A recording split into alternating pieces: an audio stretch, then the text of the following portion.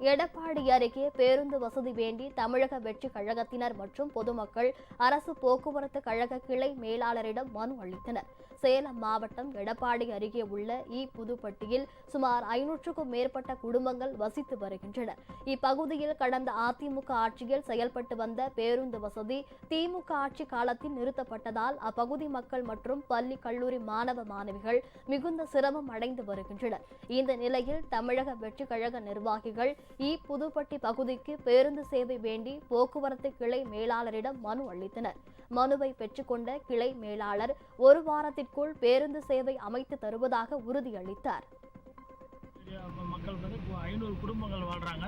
அந்த 500 குடும்பங்களுக்கும் பார்த்தீங்கன்னா சின்ன சின்ன பிள்ளைங்க, ஸ்கூல் போகிற பிள்ளைங்க, 12வது வரையும் காலேஜ் போகிற பிள்ளைங்க எல்லாமே இருக்காங்க. அந்த பிள்ளைங்க பார்த்தீங்கன்னா அந்த போக்குவரத்துக்கு பஸ் இல்லாததுனால தினம் அந்த பேக்கை சுமந்துக்கிட்டு அந்த தடத்தில் நடந்து போனால் கிட்டத்தட்ட 4 கிலோமீட்டர் நடந்து போகிறாங்க. ஸ்கூலுக்கு போகிறதுக்குள்ளே சோர்வு அடைஞ்சு அதனால் படிக்க முடியல. ரொம்ப நாளாக அந்த கோரிக்கை நடந்துகிட்டு இருக்குது.